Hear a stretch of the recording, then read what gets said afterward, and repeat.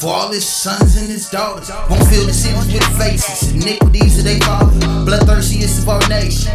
Not for living water, waiting to put that work in. Hamashiach gives that order, prepare slaughter. For all his sons and his daughters won't fill the cities with faces. Iniquities of they father, bloodthirstiest of our nation. Not for living water, waiting to put this work in. Hamashiach gives that order. I can include it, right? Oh, no. I'm listening. With Kanye West, she had something similar to happen to Kanye West. I think you guys have a good dialogue about it. Something happened to her? Her explain better on that. Okay. Actually, I sued Kanye West. Sued him? Yeah. Okay. For using my father's copyright law. And your father is? David Myers. Oh, okay. His son called Bubble First Stop. Have you ever heard of I Get Around? Yeah. By Tupac? Yeah. Step Up, Step Up? Yeah. That's my father. Wow, okay. Tupac, Puffy, DJ Premier, Kanye, I sued the whole industry. So pretty much people are using your father's content and not getting it cleared. I sued them, yeah. But I'm saying they're not clearing it. They didn't clear any of the licenses. Right, No, okay. Not at all. I had to take the whole industry. The whole industry that Kanye And you still possess the licensing I have and the full publishing for it? ownership of everything. That's what's up. That's what's up. Get a sister hand. Get a sister Sound hand. recording and publishing. That's beautiful. I own it all. That's beautiful. I own it all. So what was the situation where you had to sue him and then I'm assuming you I won? had to go through some. Can I ask you a question? When you sued our brother Ye, formerly known as Kanye West, at the time you sued him, he was probably going by Kanye West, right? Well, he sampled my father's song "Bumpin' Bus Stop" in Gold Digger. Oh, So when okay. you hear "Get Down," that's my father. When you hear Ray Charles saying "Get your money, 'cause I'm in need," and then "Get down, get that." That's your dad. Greg Mack, get down. That's your father. Yes. So let me ask you a question. When you sued our brother Ye, Yeah. what nationality, what race was your lawyer? Foundational black. Foundational black? Yep. What race was Ye's lawyer? Jewish. That's what I was trying to figure out, right? Prior CASHAPP. Yeah, what's his name? Prior. Oh, yeah, the firm. Right. You know what I mean? Yeah. And most of the lawyers of those in the industry that you went after they were all Jewish.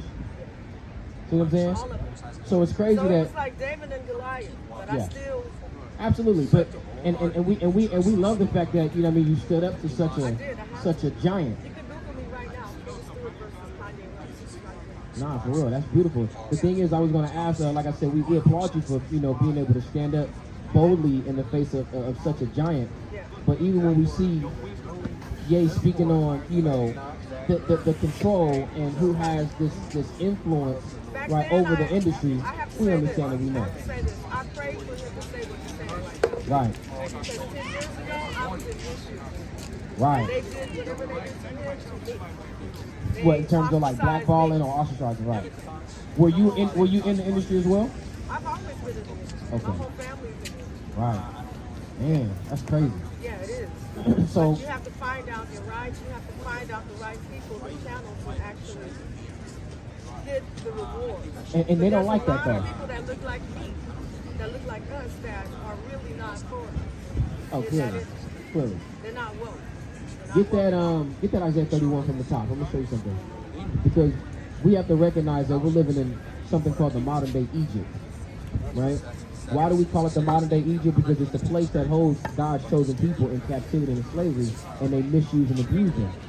And when you see and you understand, or if you've ever read the story of the Israelites being delivered out of Egypt, they had such criticism to God because they didn't have all of what they thought were the conveniences of what they had in Egypt, right? Us having to go out and to do for ourselves, pick up the phone, call this person, get on the computer, or be able to print out this paperwork and fill it out. Going in, reading the law books and understand. You had to do all of that, but how many of our people want to do that? They don't. So what do? They rely on somebody else, which is not us. And then through that they develop a relationship. Most of the time, where the people who do have that knowledge, do read that literature, do understand that language, are doing wrong by the people that our people are dependent on. They do them wrong, but we still love them anyway, right? And then you give me Jeremiah 2:33. Bring it out. It's the book of Isaiah, chapter 31, verse 1. Woe to them that go down to Egypt for help. Woe, destruction, sorrow for those that go down into Egypt for help. We don't really need them to help us. We have all of the cognitive functions and faculties to do it ourselves. But what do? No, we want to just go to Egypt for help for some reason. We have such an affinity and a desire for Egypt when Egypt has always done us wrong. Even biblically, the idea or the understanding of Egypt is a house of bondage. This is hundreds of years after being led out of Egypt. After then turn around and going to war with Egypt, we still want to go down into Egypt for help. Read it again from the top.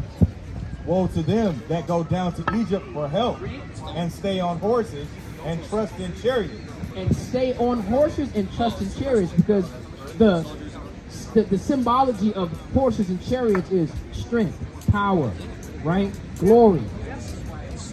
And that's what we go to them for, because we think that we have to go through them to receive our glory, and we don't have to do that, right? Give me Proverbs 3:31. You can drop that. You got that? Bring it out. Book of Jeremiah, chapter 2 and verse 33.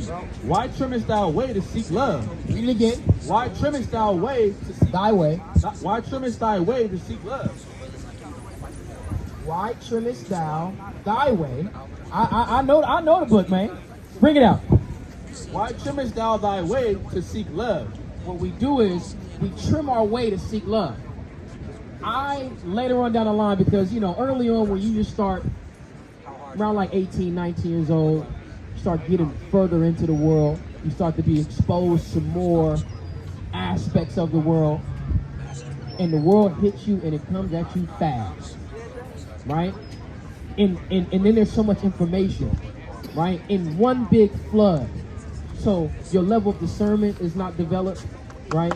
Your level of discretion is not developed.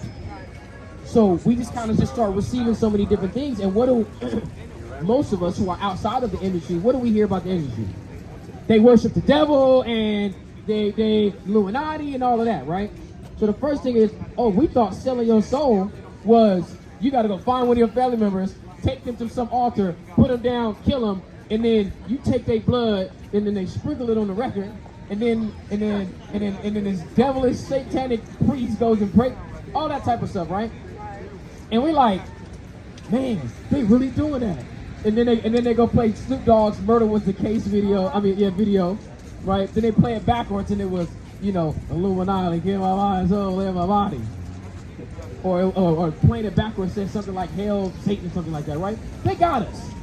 Yeah. But as I grew older, as I developed in the spirit and understanding of the Most High God, right, by way of the scriptures, I realized that selling your soul is trimming your own way to seek love. When you turn a blind eye to the oppression of your own people, and even jump on the side to oppress your own people for your own benefit, right? Give me that in Matthew 13, the cares of the world and the deceitfulness of riches, right? Then it made so much sense where it says, what shall it profit a man that he gains the whole world but he loses his own soul? I understand our soul is not the same as our spirit, and a lot of times we connect the two. Your soul is your conscience. Your soul is your conscience. Your ability to discern right from wrong. Your spirit is your life force. It's like the battery, right? That drives and moves your body. Also getting into the essence of who you are. Losing my soul for the cares of the world and the deceitfulness of riches, gaining the world and losing it, is because I put away all of the things that I knew was right. I trimmed my way where I would have been more of a revolutionary, more of an activist, more of an advocate for my people, and I turn a blind eye and say, well, that's them. I went through a lot. I had to sacrifice a lot. Not maybe family members, but I had to maybe compromise my morals, my integrity, my values to get somewhere. Hey, you got to turn around and do the same thing. No. The scriptures is telling us the complete opposite, that we stand against those things. And if we have to go through such things to obtain that, If we have to go through Egypt to obtain that, it's not worth it. And it's only going to bring woes, sorrows, and destruction unto you. Finish it up. Read back to the top. Back from the top. Why trimmest thou thy way to seek love? And usually what happens too, we gain another sense of graduating to another level when we have kids. We have kids, and then you start to see how your kids, it's compromising who you know them to be, who you raise them to be in the home, to go and be a part of this crowd at school, to be a part of this crowd on their sports team or in their social groups. And you say son, or you say daughter, especially with the daughter. You don't have to put that on to appeal to this young man or even to appeal to this crowd. Son, you don't have to go and do that to go and down somebody else, to go and, you know, put yourself up to be some tough guy to appeal to this crowd or even to appeal to this girl. You just have to be yourself. You know how I raised you, and I instilled in you the ability to discern right from wrong. I drew the clear-cut line of right from wrong. And you don't have to be less than that to try to seek love and appreciation from anybody. But what of our people? We haven't been given nothing. We haven't built ourselves up on nothing. We've built ourselves up on the idea of black culture. But black culture stems from what? All of the things that we had to do to make slavery fun. To deal with. Black culture is just as detrimental as all of the coping mechanisms like drugs, alcohol, right? Lasciviousness or promiscuity on both sides, men and women. This is all with the things that we did to cope with the bad position that we were in.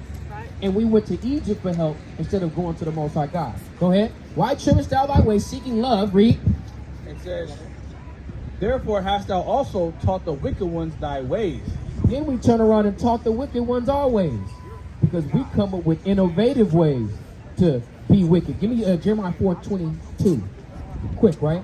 The scripture tells us, when it comes to us doing something wicked, we have so much wisdom. Right? We are serial entrepreneurs in the streets. In the streets. But when it comes to gang banging, we can mobilize, we can unify, we can build up an army, and we can protect that one city block. See what I'm saying? But when it comes to us protecting and banding together, unifying for each other, it's a problem. I can go and become and build a whole business. Drug dealers got the nerve to start talking about, I'm a businessman. I mean, you do business and you a man, right? But I wouldn't call yourself a businessman, but the whole enterprise of it, the structure of it, is how business works.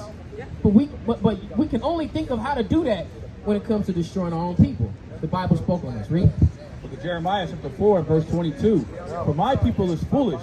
My people are foolish. Read. They have not known me. They have not known God. Because we don't look to God for the answers or for instruction, or we don't look to be in line with God. This is where our foolishness comes into play. Because the Most High told us the laws, statutes, and commandments He gave us is our wisdom. It is our understanding, especially in the sight of other people. This is who we're supposed to be. This is the way that the reputation we're supposed to have. Read. It says they are sottish children. The word sottish literally means stupid. This is how the Lord God is looking at us. But not for no reason. It's because of the things that we're actually doing. He doesn't have, it's a good thing that it's not this deep-rooted, dried feeling. It's just something that He's trying to put us up on game and bring to our attention. Don't continue to be foolish. Don't continue to be stupid. Read. It says, they are sottish children and they have none understanding. No understanding. Go ahead. They are wise to do evil. When it comes to doing evil, I mean, we got all the wisdom in the world. It takes for a lot of our brothers to do something evil, more than likely to their own community or to themselves, to get locked up, and then their mind just starts working. They come up with so many different innovative ways to make jail fun. And then they get out of jail, and then they find so many different reasons or fall back into the culture of finding reasons to make slavery fun. Go ahead. They are wise to do evil, but what? But to do good, they have no knowledge. When it comes to loving one another, when it comes to loving yourself, I gotta love me long before I could ever love you. right? And then me and you can come together, and we have to have love for one another to be able to love our children. But that whole cycle, that whole process is distorted because the individual that it takes to make all of this go round do not love themselves. We wise to do evil, but to do good we just have no knowledge. We can't look within ourselves and find something worthy of loving. So we become destructive to ourselves, then we become destructive to one another, which creates a destructive community. Ultimately, creates a destructive world. For all his sons and his daughters won't fill the cities with faces, iniquities of their father, bloodthirstiest of our nation, not for living water, waiting to put that work in. Hamashiach give us that order, prepare slaughter. For all his sons and his daughters won't fill the cities with faces, iniquities of their father, bloodthirstiest of our nation, not for living water, waiting to put this work in. Hamashiach give us that order.